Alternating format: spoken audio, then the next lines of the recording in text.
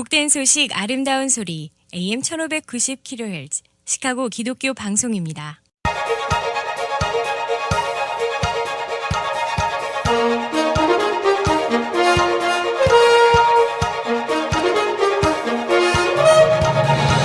김정일 해설위원의 시사 해설. 세상을 넓게 봅니다. 삶의 지평이 넓어집니다.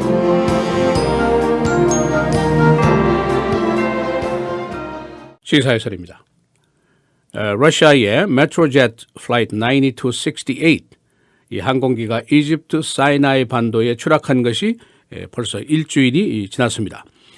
그동안 계속해서 추락 원인이 조사되고 있습니다만 수많은 이론 또 수많은 설이 계속 등장을 하고 있습니다.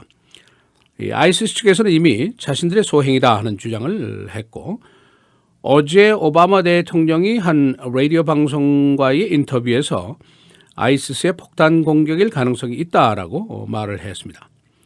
그런가 하면 오늘 BBC 방송은 영국의 정보 측은 러시아 기내에 폭탄 장치가 폭발한 것으로 보고 있고 또 이 폭탄의 기내 반입은 샴 알 셰이크 공항 내 근무자가 의심을 받고 있다라고 보도를 했습니다. 물론 아직 결론은 난 것이 아니지만은 그러나 이번 사건이 아이시스의 폭탄 공격이었다고 밝혀지게 되면은 테러와의 전쟁, 새로운 분기점에 도달을 하게 됩니다. 그리고 새로운 테러전은 국제 문제뿐 아니라 미국 내의 안보, 외교, 정치 매우 큰 영향을 미치게 될 것으로 예상이 됩니다. 그래서 국제 테러 전문가들이 turning point, 게임 체인저 이런 용어를 어제부터 자주 쓰기 시작했습니다.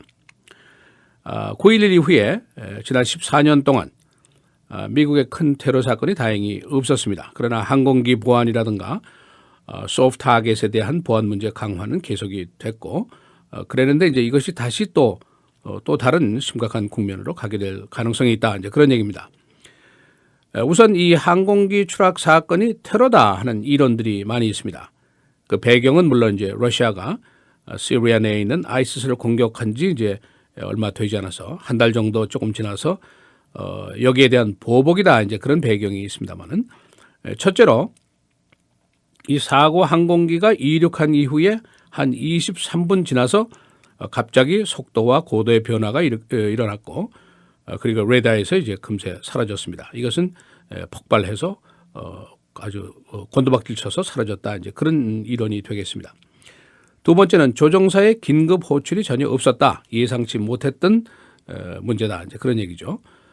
그리고 또 하나는 이제 미국의 정보 위성이 이 해당 그 사고 항공기의 추락 직전에 항공기 위치에서 폭파되는 섬광을 인식했다 하는 얘기가 벌써 며칠 전에 나왔습니다. 그리고 또 한 가지는 사고 직후에 미국 정보 측에서 도청한 사이나이 부근의 그 아이시스 테러리스트들의 통화 내용입니다.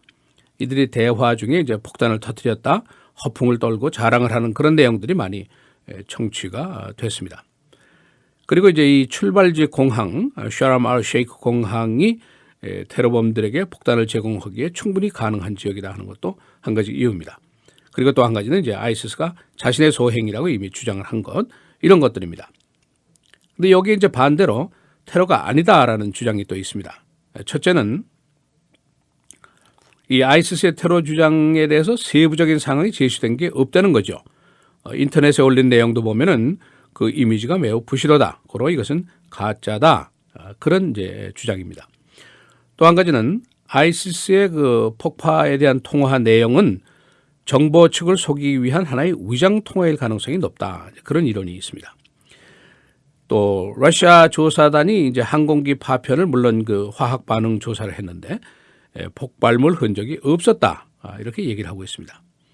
또 한 가지 사체 과거에 224구가 있었는데 이 사체의 대부분 손상이 없었다는 것이죠. 그래서 폭파 흔적이 없다. 이제 그런 그 주장을 하고 있습니다.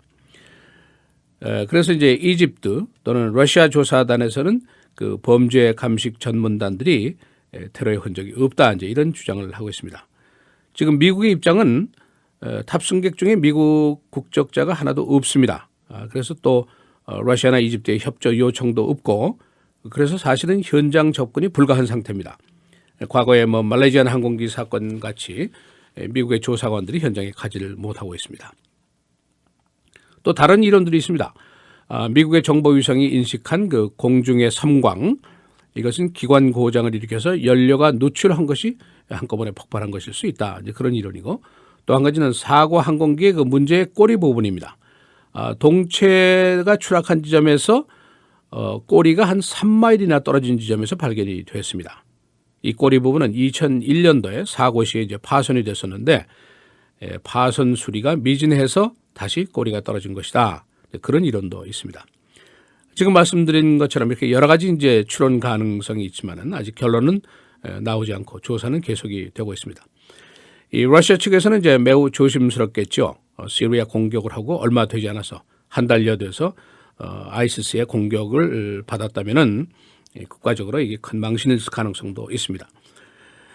오바마 대통령 아직 결론이 나지는 않았지만은 물론 테러 가능성이 있다라고 얘기를 했고 영국의 BBC 방송 보도도 정보 측이 테러에 무게를 두고 있다 하는 얘기를 이제 했는데 사건 조사를 지금 이집트하고 러시아가 하는데 양국이 모두 다 이제 독재적인 국가죠.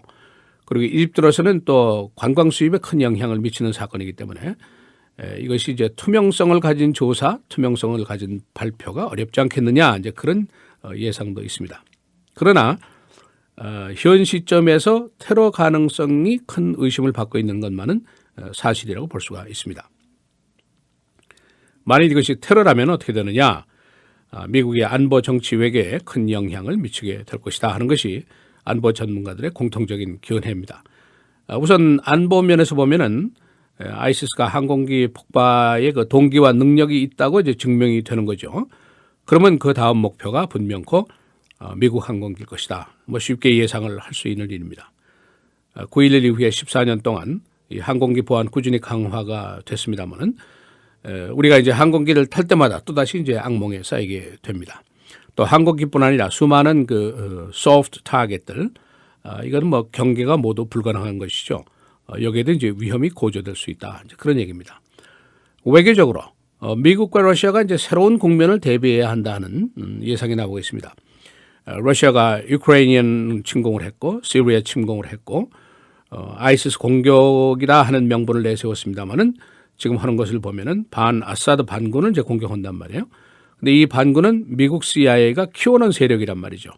여기를 지금 공격하는 것이죠. 그러니까 앞으로 미국과 러시아가 같은 목표를 갖게 될지도 모른다. 이제 그런 예상도 나오고 있습니다.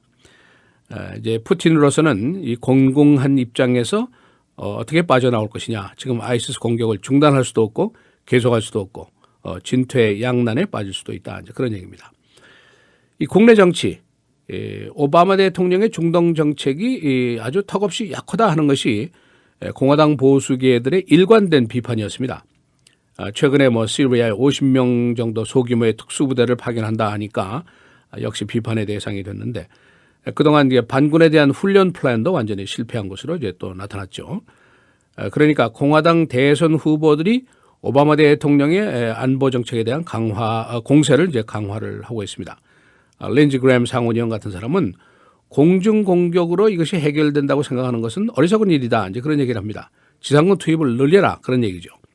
그다음에 제프 부시는 오바마 대통령의 대아이시스 정책이 마치 무슨 도시에서 경찰 작전 비슷하게 하지 않느냐 하고 비판을 하면서 아이시스는 미국 안보에 직결되어 있는 직접적인 위협이다 하는 이제 공격을 했습니다. 그러나 오바마 대통령은 중동 지역에서 또 대규모적인 군사작전을 하지 않겠다 하는 원칙을 단단히 세워놓고 있습니다. 그래서 이번 대선에 아이시스 전략을 비롯해서 미국의 안보 정책 전반에 대한 논란이 다시 크게 강화될 가능성도 있습니다. 시사해설 김주현입니다.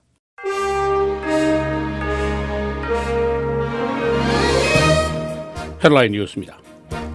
러시아 항공기 추락 사건. 영국의 BBC 방송은 오늘 정보 당국을 인용해서 이 사건은 기내 폭탄이 폭발한 것이며 이 폭탄은 샤람 엘 셰이크 공항 직원이 기내 반입을 한 것으로 보고 있다고 보도했습니다. 이와 같은 근거는 사이나이 반도 내 무장 테러범들의 대화 도청에 의한 것입니다. 오바마 대통령도 어제 러시아 항공기의 추락 사건이 테러 가능성이 있다고 밝혔습니다. 그는 어제 한 라디오 방송과의 인터뷰에서 아직 결론적인 것은 아니지만 테러의 가능성이 높다고 말했습니다. 미국은 사고 원인 규명에 직접 관여하지 못하고 있습니다. 내주 공화당 대선 토론회는 8명 후보의 토론으로 압축이 됐습니다. 지지율이 저조한 뉴욕 거버너 조지 파타키와 사우스캐롤라이나 상원의원인 린지 그램이 초대되지 않았습니다. 또한 크리스티 주지사, 허커비 주지사도 본 토론회에는 등장하지 않습니다. 온라인 세일즈의 70%를 5개사가 독점하고 있는 것으로 나타났습니다. 계속 증가 추세 중인 온라인 세일즈, 페이스북, 애마존, 구글 등이 독점을 하고 있는데 이 세일즈 규모는 1년에 3천억 달러입니다. 토요타가 기술 개발을 위해서 10억 달러를 투자하기로 했습니다. 토요타는 자동 브레이크, 자동 운전 등 신기술 개발을 위해서 실리콘밸리에 연구소를 설치하게 됩니다. 타겟이 전국에서 13개 매장을 폐쇄할 계획입니다. 판매 실적이 저조한 매장들인데 일리노이에 있는 매장들은 대상에서 제외됐습니다. 시카고 9살 난 소년의 피살 사건, 경찰은 갱단이 이 소년을 골목으로 유인해서 처형한 것으로 보고 있습니다. 이 소년의 아버지가 갱단인데 보복 살인일 가능성이 높습니다. 게리 맥카티 경찰국장은 자신의 35년 경찰 경력 중에 가장 역겨운 사건이었다고 말했습니다. 쿡카운티가 오락세 인상 계획을 철회했습니다. 노인층들의 거센 반발 때문입니다. 쿡카운티는 볼링, 골프, 케이블 TV 등에 세금을 부과할 계획이었습니다. 그러나 카운티는 여전히 호텔세 1% 인상을 계획하고 있습니다. 오늘 기온이 뚝 떨어졌습니다. 오늘 맑고 흐리고 최고 56도, 토요일, 주일, 월요일 계속해서 맑겠습니다. 토요일에 최고 54도, 주일 역시 54도, 월요일 56도입니다. 화요일 맑고 흐리고 최고 61도로 예상이 됩니다.